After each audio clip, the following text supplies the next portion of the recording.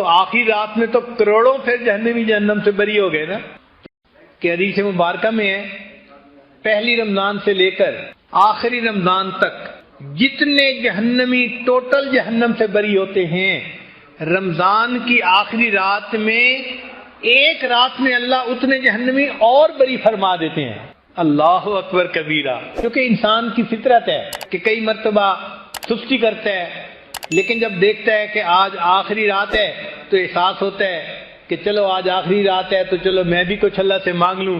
تو اللہ نے کوٹا بڑھا دیا آخری رات کا کہ یہ نہ ہو کہ جی بندے تھوڑے بخشے جانے تھے، مانگنے والے زیادہ ہیں، ہم کوٹا بڑھا دیتے ہیں، جو مانگے گا ہم اس کو عطا فرما دیں گے. تو آخری رات میں جہنمی جہنم سے بری کر دیے جاتے. اگر اتنا بھی ہوتا نا تو بہت کافی تھا، مگر اللہ نے اس سے بھی اور زیادہ مہربانی فرمائی. کچھ لوگ ہوتے ہیں فیشل دماغ کے ہوتے ہیں کہ وقت آنے سے پہلے بھی وہ کوئی خیال نہیں کرتے، جب سر پہ کام پڑ جاتا ہے پھر بھی خیال نہیں کرتے، جب سر سے کام پڑ کے گزر جاتے ہیں نا پھر خیال آتا ہے تو ہم نے کیا کر لیا.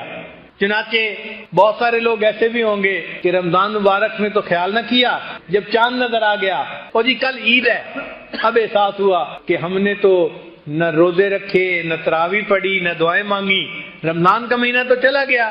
تو ان کو احساس ہوتا ہے کہ ہم تو گنوا بیٹھے. اللہ نے ان کے لیے بھی فرمایا کہ جو عید کی رات ہوتی ہے اس رات کو بھی اللہ تعالیٰ نے ایک خصوصی رات بنا دیا.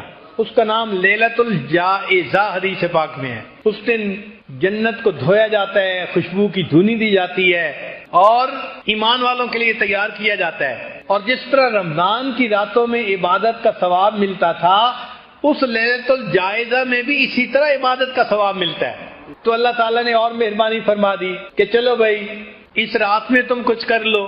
اللہ نے بخشش کے کیا کیا بہانے بنائے. قربان جائیں اس پروردگار پر کہ جس نے اپنے بندوں کے لیے بخشش کی انتہا کر دی. اچھا کچھ ایسے بھی ہوں گے کہ اس رات کا بھی احساس نہ کریں. تو اللہ نے فرمایا کہ اچھا رمضان تو گزر گیا، اب آج میں تمہاری مہمان نوازی کروں گا. عید کا دن اللہ تعالیٰ کی مہمان نوازی کا دن ہے، اس لیے انسان باقی سال بے شک روزے رکھے، عید کے دن روزہ نہیں رکھ سکتا، اس لیے کہ عید کے دن یہ اللہ کا مہمان ہوتا ہے، اس دن روزہ نہیں رکھ سکتا. تو عید کے دن فرمایا تم آؤ اپنے گھروں سے نکل کے عیدگاہ کے اندر اور یہاں آ کر تم 2 رکعت پڑھو عید کی نماز. بہت سارے لوگ جو روزہ بھی نہیں رکھتے، تراویح بھی نہیں پڑھتے، وہ عید کے دن نہا دھو کے اچھے کپڑے پہن کے عید کی نماز پڑھنے آ جاتے ہیں. تو اس وقت بھی اللہ کی رحمت ان پر متوجہ ہوتی ہے. حدیث پاک میں ہے اللہ تعالیٰ فرشتوں سے فرماتے ہیں اے فرشتوں، اس مزدور کو کیا اجر ملنا چاہیے کہ جو اپنی مزدوری پوری کرے. تو فرشتے کہتے ہیں کہ اللہ اس کو رحمت ملنی چاہیے، بخشش ملنی چاہیے. تو اللہ فرماتے ہیں کہ پھر یہ میرے بندے کیوں آج یہاں جمع ہیں؟ اللہ تو سب جانتے ہیں، مگر اللہ تعالیٰ فرشتوں کو گواہ بنانا چاہتے ہیں. ان کو کہتے ہیں اچھا یہ میرے بندے کیا چاہتے ہیں؟ تو فرشتے جواب دیتے ہیں عبادی و امائی، اے اللہ آپ کے یہ بندے مرد یا عورتیں سارا مہینہ انہوں نے روزے رکھے، تراویح پڑھی، عبادت کی، آج اکٹھے ہو گئے ہیں آپ سے مغفرت مانگتے ہیں. اللہ فرماتے ہیں اچھا فرشتوں تم گواہ رہنا، میرے بندو تم مجھ سے مانگنے کے لیے اکٹھے ہو گئے ہو، میں آج تمہارے تمام گناہوں کو تمہاری نیکیوں میں تبدیل کرتا ہوں. اللہ تعالیٰ عید کے دن عید کی نماز کے بعد بندوں کے تمام گناہوں کو نیکیوں میں تبدیل فرما دیتے ہیں. اور فرمایا حدیث پاک میں قوموا مغفورا لکم، کھڑے ہو جاؤ بخشے بخشائے، ہم نے تمہارے تمام گناہوں کو نیکیوں میں تبدیل فرما دیا. اللہ اکبر کبیرہ، سبحان اللہ. اللہ کی رحمت پہ قربان جائیں کہ اس سے بندے کے سب گناہوں کو اللہ معاف فرما دیتے ہیں. اور پھر فرمایا کہ میرے بندو اگر تم میرا احترام کرتے رہو گے، یعنی میرے حکموں کا احترام کرو گے، ان کی پابندی کرو گے، تو میں تمہیں فاسقوں کے سامنے اور کافروں کے سامنے کبھی رسوا نہیں ہونے دوں گا.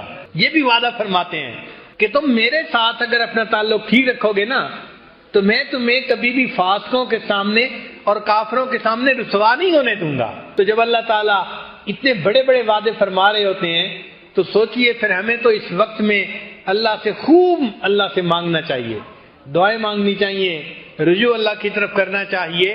یہ ہماری زندگی کا بہت قیمتی وقت ہے، بخشش کا وقت ہے.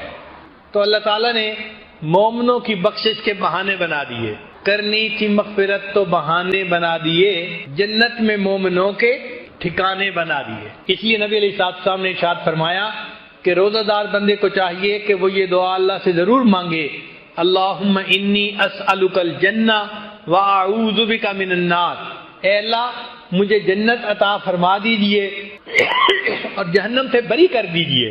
اچھا، شیطان چونکہ دشمن ہے نا، وہ یہاں بھی جو ہے دشمنی دکھاتا ہے۔ ہم نے دیکھا ہے بعض لوگ جو ہے نا بڑے ولی بنتے ہیں، او جی اللہ کی عبادت جنت کے لیے کیوں کریں، اللہ کی عبادت اللہ کے لیے کریں۔ بات تو بڑی اچھی ہے، نماز آپ ایک نہیں پڑھتے اور اللہ کی عبادت اللہ کے لیے کریں، جنت کے لیے کیوں کریں؟ اتنا جنت سے مستغنی نہ بنے، ہم تو اللہ کی ہر نعمت کے محتاج ہیں۔ ایک مرتبہ ایک خاتون نے فون پہ بات کی، مجھے کہنے لگی کہ پیر صاحب میں اللہ سے کچھ نہیں مانگتی، بس ایک بات مانگتی ہوں کہ میرا خامد اچھا ہو جائے، اور کچھ نہیں مانگتی، بس ایک بات مانگتی ہوں میرا خامد اچھا ہو جائے۔ میں نے کہا آپ اور کیوں کچھ نہیں مانگتی بھائی؟ اگر اللہ تعالیٰ آپ کو بیمار کر دے پھر کیا ہوگا؟ میں نے کہا اگر اللہ تعالیٰ آپ کے دماغ میں خلل ڈال دے پھر کیا ہوگا؟ آپ کے بچے کو بیمار کر دے پھر کیا ہوگا؟ جب میں نے ذرا اس طرح کی 2-4 باتیں کی، اللہ نے آپ کو عزت کی روزی گھر میں دی ہے بیٹھ کے، اگر اللہ تعالیٰ آپ کے رزق کو ذرا ٹائٹ کر دیں اور جو مانگنے والی عورتیں گلیوں میں پھر رہی ہوتی ہیں آپ کا بھی معاملہ ایسا ہو جائے تو پھر نہیں یہ تو نہیں میں چاہتی۔ بھئی اگر نہیں چاہتی تو یہ نعمتیں بھی تو اللہ نے دی ہیں نا، کیوں کہتی ہیں کہ مجھے اور کچھ نہیں چاہیے؟ آپ کو کہنا چاہیے مجھے اللہ سے سب کچھ چاہیے، ہر چیز چاہیے، منگتے جو ٹھہرے، فقیر جو رہے۔ ہم اللہ کے فقیر ہیں۔ یا ایھا الناس انتم الفقراء، اے انسانوں تم فقیر ہو۔ جب اللہ نے ہمیں کہہ دیا تم فقیر ہو تو پھر منگتے کو مانگنے سے کوئی شرم نہیں ہوتی؟ وہ مانگتا ہے، ہر چیز مانگتا ہے، ہمیں اللہ سے ہر چیز مانگنی ہے۔ تو کبھی بھی یہ مت کہنا میں اللہ سے اور کچھ نہیں مانگتا، بس یہ مانگتا ہوں، نہیں، ہم اللہ سے سب کچھ مانگتے ہیں۔ اللہ کو زور مت دکھائیں۔ اللہ تعالیٰ ایسے بندے کو پھر تگنی کا ناچ نچا دیتے ہیں، پھر اس کو اپنی اوقات یاد آ جاتی ہے۔ تو اللہ سے مانگیں اور ہر چیز مانگیں، ہر نعمت مانگیں اور دل کھول کے مانگیں، تھوڑا نہ مانگیں۔ جب دینے والا اتنا بڑا ہے تو ہم تھوڑا کیوں مانگیں؟ ایک مرتبہ ایک بوڑھا بندہ میرے پاس بیٹھا ہوا تھا تو یکدم اس نے دعا مانگی، اے اللہ مجھے اتنے خرب ڈالر عطا فرما۔ ایسے بیٹھے بیٹھے اچانک پتہ نہیں اس کو کیا خیال آیا، اس نے دعا مانگی، اے اللہ مجھے اتنے خرب ڈالر عطا فرما۔ ایک نوجوان بیٹھا ہوا تھا، وہ کہنے لگا اتنے؟ میں نے کہا بھئی آپ سے نہیں مانگے، آپ کیوں پریشان ہو رہے ہیں؟ اللہ سے مانگے ہیں نا تو مانگے، تم کیوں پریشان ہو رہے ہو کہ اتنے ہیں؟ تو جب اللہ سے مانگنے ہیں تو خوب مانگیں، اللہ دیتے ہیں۔ ٹوٹے رشتے وہ جوڑ دیتا ہے، بات رب پہ جو چھوڑ دیتا ہے، اس کے فضل و کرم کا کیا کہنا، لاکھ مانگو کروڑ دیتا ہے۔ انسان جو مانگتا ہے اللہ اس کی امیدوں سے بڑھ کر اس کو عطا فرماتے ہیں۔ تو جب اللہ سے مانگنا ہے تو خوب مانگیں، اللہ کی رحمتوں کو دیکھتے ہوئے، اس کے خزانوں کی وسعتوں کو دیکھتے ہوئے مانگیں، اللہ سے جتنا مانگ سکتے ہیں۔ سچی بات یہ ہے ہماری جھولی چھوٹی ہے، اللہ کے خزانے بہت بڑے ہیں۔ تو بہرحال یہ اشرا مانگنے کا اشرا ہے۔ تو اللہ تعالیٰ عید کے دن عید کی نماز پڑھ کر جو لوگ کھڑے ہوتے ہیں ان کو فرماتے ہیں کہ قوموا مغفورا لکم، کھڑے ہو جاؤ بخشے بخشائے، ہم نے تمہارے گناہوں کو تمہاری نیکیوں میں تبدیل فرما دیا۔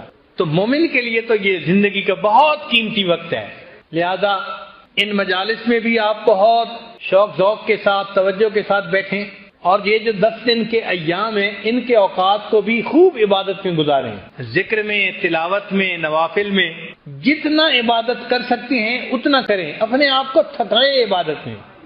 اجازت ہو تو آ کر میں بھی شامل ان میں ہو جاؤں، اجازت ہو تو آ کر میں بھی شامل ان میں ہو جاؤں، سنا ہے کہ تیرے در پر ہجوم عاشقاں ہوگا۔